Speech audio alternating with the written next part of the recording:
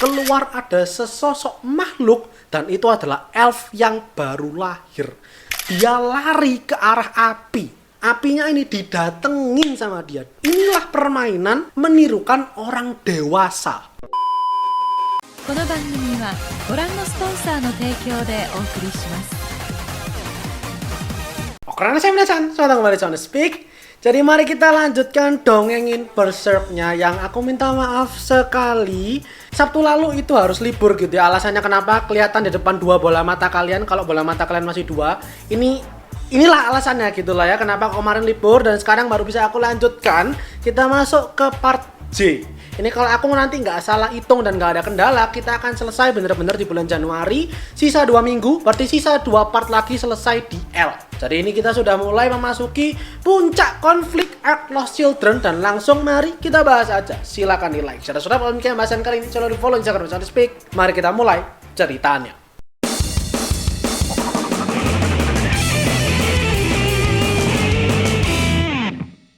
Melanjutkan dari yang kemarin gitu ya, 2 minggu lalu kita masuk ke chapter 109.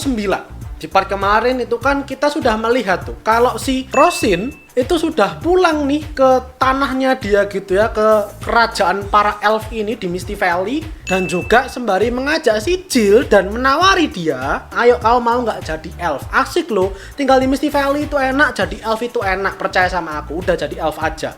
Nah di sini kita buka gitu ya dengan melihat si Jill nih yang dibujuk rayu sama si Rosin. Dan dia nampaknya masih bingung, dia masih gundah gulana. Mau nggak ya gitu, terima nggak ya bener-bener berubah jadi elf. Karena di satu sisi ya bener gitu, maksudnya memang ini tanah yang idaman banget gitu lah. Bisa main sepuasnya, segala macam, nggak ada orang dewasa, betul. Tapi di sisi lain elf itu jahat, elf menyakiti manusia. Si Rosin akhirnya bilang, ya udah nggak apa-apa, ambil waktu dulu aja. 1 malam dulu, silakan kamu pikirkan mateng-mateng. Aku tunggu jawaban kamu. Kamu bersedia atau enggak berubah jadi elf? Akhirnya kita melihat si Jill nih yang duduk sendirian, termangu gitu ya. Dia berpikir apakah akan menerima tawaran temannya atau enggak. Nah, tiba-tiba ketika dia lagi duduk sendirian, memikirkan hal itu tadi, tiba-tiba dia dikagetkan sama si Puck. Jadi si Puck yang sudah masuk ke Misty Valley itu ya, dia berhasil menyelundup masuk dan akhirnya bisa menemukan dan menolong si Jill. Dia bilang tuh, jangan ngomong keras-keras, aku ini udah nyelundup masuk kemari buat nolong kamu. Ayo sekarang kita keluar. Si Jill kaget gitu kan, si Puck bisa nemuin dia. Terus dia tanya gitu, kamu gak sama si tuan pendekar pedang itu, si Guts maksudnya. Si Puck tadi kemudian bilang, udahlah bodo amat aku sama dia. Kita udah berpisah gitu ya, kita udah berbeda jalan sekarang. Aku gak peduli sama dia, toh kalau aku ngikutin dia tinggal tunggu waktu aja aku sampai dicincang sama dia. Jadi aku udah gak peduli lagi sama itu orang. Ya udahlah akhirnya. Kemudian si Jill ini cerita ke si Puck ini kalau dia ditawarin jadi elf. Si Puck mendengar ceritanya Jill ini tadi, kaget dia kan. Kamu tuh gak usah dengerin bujuk rayu itu, jadi elf tuh gak enak. Mereka tuh elf jadi-jadian dan mereka tuh jahat gitu loh. Mereka tuh menyerang manusia, mereka menyerang desa kamu. Tapi si Jill yang di tengah kebingungan ini kemudian merespon, ya sebenarnya kan kalau kita pikir baik-baik, emang serigala juga menyerang manusia gitu loh. Emang rasanya makhluk yang bukan manusia memang pasti bakal nyerang manusia deh. Emang sewajarnya seperti itu deh. Jadi bisa kita bilang si Jill-nya ini sendiri tuh kelihatan kayak dia memang kelihatannya oke lah gitu. Kalau misalnya jadi elf tuh nggak masalah gitu loh. Karena kalau dia jadi manusia, terus nanti dia pulang ke desanya dia, ya hidupnya gini-gini aja. Hidupnya tuh penuh dengan kesengsaraan. Dia pasti nanti bakal dimarahin sama orang tuanya. Pasti bakal ada kelaparan, bakal ada kesusahan, segala macem lah. Penderitaan. Dan daripada aku tetap jadi manusia, menjadi dewasa dan seperti ibu aku, seorang perempuan yang gak berdaya, yang gak bisa apa-apa, ngelihat anaknya disakiti aja gak ngelawan, atau aku malah takut nanti aku bakal kayak ayahku jangan-jangan, menjadi orang dewasa gak berguna, mabuk-mabukan doang, yang abusive, yang nyakiti anak sama istrinya. Nah dia menceritakan semua ini itu sambil menggenggam si Puck. Begitu pikirannya dia mulai kesana kemari gitu ya, dia mikir nanti kayak ibunya dia, kayak ayahnya dia, genggamannya makin keras, jadi si Puck tuh malah dicengkram. Akhirnya si Pucknya kesakitan gitu kan, dan akhirnya terjatuhlah si Pucknya. Si Jill langsung minta maaf gitu kan, karena ya nggak sengaja gitu loh, dia tuh genggamnya segitu kencengnya ya karena kemakan emosi aja, overthinking aja gitu, sampai akhirnya ngelampiaskan ke si Puck ini tadi. Nah ketika memungut si Pucknya yang jatuh di rerumputan ini, Mereka tuh kaget karena melihat di balik semak-semak itu ada segerombolan elf, yang mana elf ini, aku ulangi, elf KW-nya ini anak-anak gitu kan. Mereka lagi main perang-perangan. Sekilas tampak normal. Ya kayak misal apa ya? Kayak kalau kita main benteng-bentengan gitu lah ya. Sekilas tuh kelihatan ya udah mainan doang. Tapi begitu ini dua kubu permainan ini saling berbenturan, ternyata senjatanya itu asli dan mereka bener-bener saling menusuk satu sama lain. Mereka bener-bener menyakiti dan membunuh satu sama lain. Ini sama-sama elf KW semua, itu saling bunuh-bunuhan semua. Gak cuman itu, ini ada satu elf gitu, dia kayak lari gitu, terus dikejar sama elf yang lain. Sama elfnya ini kemudian ditindihin, terus disodomi dari belakang. Dan itu elf ya, ini elf, lebah. Berarti itunya itu tajam. Jadi ya begitu masuk ya berdarah-darah. Melihat hal ini, Jill sama Pak jelas shock berat dong. Kayak ini tuh elf, anak kecil gitu maksudnya, tapi mainannya kayak gini gitu loh. Ini bener-bener ada yang mati loh, temennya mereka berdarah dan mati, bahkan diarak. Dan para elfnya ini meneriakkan kalau inilah permainan menirukan orang dewasa. Begitu mau kabur, ini ada satu tubuh elf yang udah tertusuk di mana-mana gitu ya, diarak sama elf-elf lainnya, dibawa ke arahnya si Jill dan ditawarin tuh ke Jill buat makan tubuhnya ini. Kamu temen kami kan? Kamu sekutu kami kan? Ayo dimakan. Jill mana mungkin mau dong makan mayat elf gitu kan? Maka ditepis sama dia. Sembari histeris dia mau kabur, tapi dia kaget gitu. Ternyata tubuh elf yang dia tepis tadi berubah jadi tubuh manusia.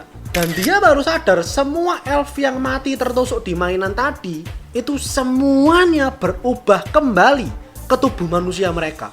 Di situ para elf-elf lainnya ini yang masih hidup gitu ya, menilai ini kenapa kok malah dijatuhin. Dia tuh kan teman kita harusnya. Kalau dia teman kita harusnya dia makan. Jangan-jangan dia jahat, jangan-jangan dia musuh lagi. Dan akhirnya si Pak sama si Jill ini kabur. Dan gak cuma semata-mata karena mereka ngeri dengan apa yang mereka saksikan, mereka pun dikejar habis-habisan sama koloni elf ini. Mereka terus lari, entah arahnya kemana, pokok lari aja deh gitu. Nggak ngerti mau kemana lah. Sampai akhirnya karena si Jill-nya ini kecapean gitu ya, lari udah segitu jauhnya, entah di tempat mana ini, berhentilah akhirnya mereka berdua. Dan begitu mereka ngeliat ke depan, ngeliat ke atas, mereka baru sadar kalau mereka itu ada di sebuah gua, terus di dalamnya tuh kayak ada bola-bola raksasa berlendir gitu. Ini mereka berdua bingung gitu kan, ini apa gitu, ini bola raksasa ini apa, dalamnya isi apa. Sama si Pak coba dipegang-pegang gitu kan, nggak ngerti isinya apa, tapi dari yang dipegang sama Pak itu tadi kemudian kayak terbuka gitu ya, kayak mengelupas gitu, dari dalamnya keluar ada sesosok makhluk dan itu adalah elf yang baru lahir. Jadi itu semua bola-bolanya itu adalah kepompong. Mungkin bisa kita bayangkan nanti ketika ada anak manusia setuju jadi elf atau memang mau diubah jadi elf, ditaruh di kepompongnya itu tadi, kemudian berubahlah suatu saat gitu ya, mungkin menunggu berapa waktu, berubah jadi elf KW. Nah ketika si Pak sama Jill ini sedang bingung dengan yang terjadi, di atasnya mereka tiba-tiba muncul si Rosin, sembari menjelaskan tuh ke Jill bahwa ini itu adalah emergence grounds bahasa Inggrisnya. Mungkin bisa aku bilang kayak tanah kelahiran kembali. Jadi kayak aku jelaskan tadi, misal ada manusia yang memang mau atau diculik jadi elf, ditaruh ke sana, ditaruh dalam kepompongnya itu, suatu ketika bermetamorfosis menjadi elf.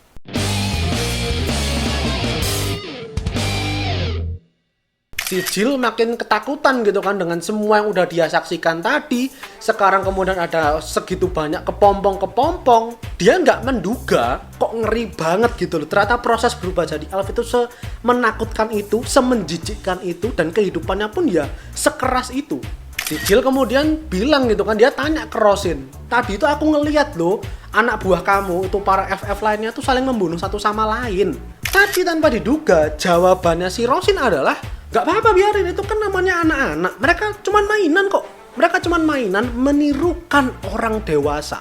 Perang-perangan segala macam itu yang orang dewasa lakukan, dan yang kita lakukan di sini itu cuman mainan. Kamu kalau tetap jadi manusia, kembali ke dunia manusia, yang ada bener-bener perang sungguhan, bener-bener penderitaan sungguhan, kematian sungguhan. Di sini itu cuman mainan kok.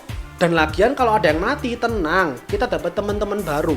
Selalu ada teman-teman baru, tenang aja. Akhirnya makin didesak tuh sama si Rosin. Si Rosinnya meyakinkan, dia bilang percaya sama aku, hidup kita tuh bakal enak, hidup kita bakal bahagia, dan aku bakal jadiin kamu elf yang spesial, elf yang bukan kasta rendahan dan gak bisa disakiti oleh orang manapun. Akhirnya entah sengaja atau tidak, niatnya atau tidak, si Jill akhirnya jatuh ke dalam pelukannya si Rosin, yang mana kelihatannya dia tuh mau diubah, dimetamorfosis menjadi elf. Udah dalam pelukan seperti itu gitu kan, kayak prosesnya itu sudah mau dimulai, dan si Jill-nya ini udah mulai kayak ngantuk gitu ya, matanya sayup-sayup, kehilangan kesadarannya. Akhirnya dipotong sama teriakannya si Pak yang mencoba membangunkan dan menyadarkan si Jill. Tapi si Pak ini langsung kelihatan gitu kan sama si Rosin, kamu ngapain di sini, bilang kayak gitu, mau diserang kan ini si Paknya.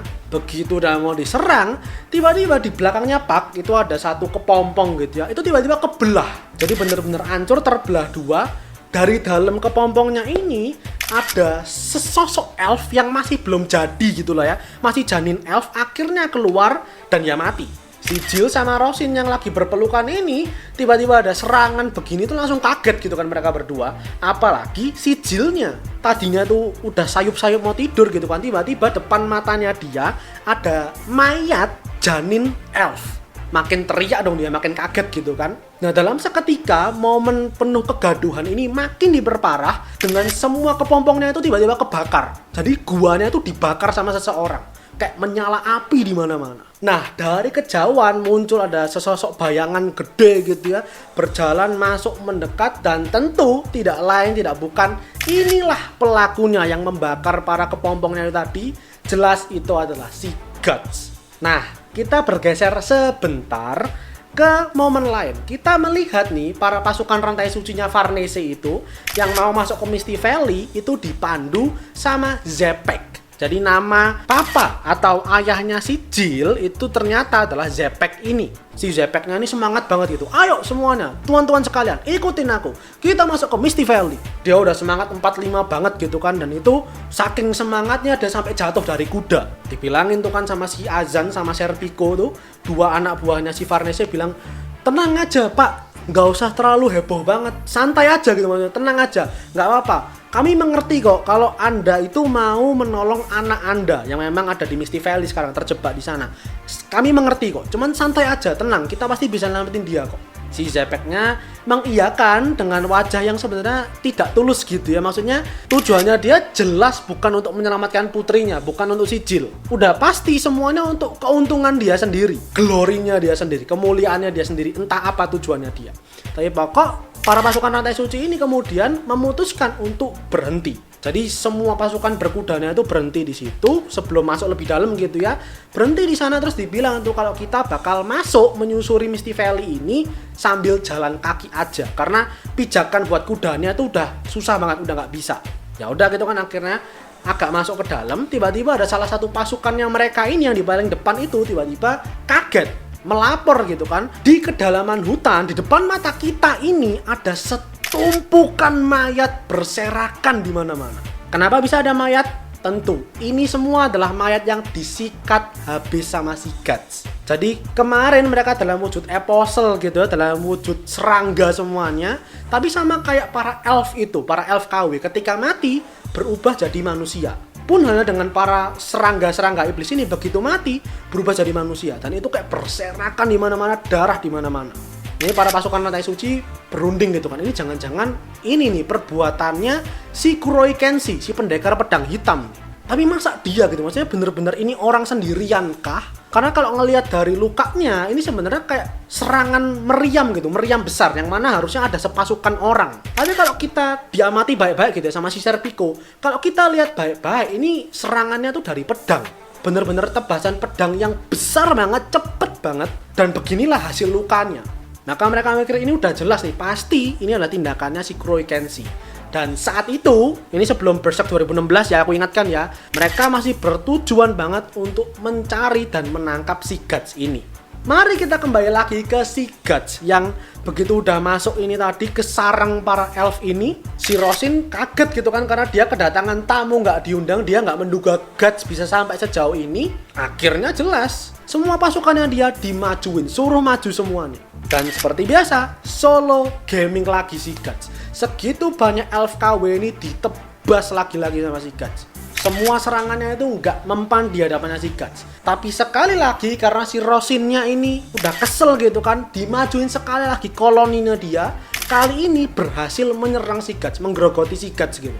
Kayak si Guts bener-bener digengbeng dari segala arah gitu kan. Dia nggak punya tempat kemanapun untuk bergerak. Tapi di situ ini orang bukannya kesakitan atau mengadu atau gimana, dia malah senyum gitu dengan senyuman bengisnya dia. Dia lari ke arah api. Jadi ini gua yang udah dibakar sama dia. Apinya ini didatengin sama dia. Dia masuk ke apinya dengan tujuan ini para elf KW kebakar semua. Dan bener-bener semuanya langsung hangus terbakar. Si Guts itu udah kayak Raja Api Ozai gitu, udah kayak terbakar api, gak masalah dia. Di atasnya dia masih ada satu kepompong utuh, ditusuk sama dia. Keluar itu isinya janinnya itu ya. Dia bermandikan janinnya itu. Dan kita akan bener-bener masuk ke pertempuran puncaknya antara Rosin dengan Guts yang akan kita bahas di part selanjutnya. Jadi itu aja untuk konten kali ini. Untuk pembahasan kali ini semoga bisa mengobati rasa kangen kalian gitu ya, rasa kehilangan kalian minggu lalu, gak dapet dongenginnya di minggu lalu. Semoga bisa mengobati itu. Silahkan dinantikan Sabtu depan seperti biasa. Oke, silahkan di like videonya kalau kalian pembahasan kali ini, share komentar, di-share teman kalian, dan terakhir selalu di follow Instagram Sound Speak dan subscribe buat kalian yang nikmati lebih banyak konten anime dan manga dari Sound Speak. Karena anime dan manga itu yang aku suka dan yang kalian suka. So I'll see you guys in the next video. Itadashi minasan.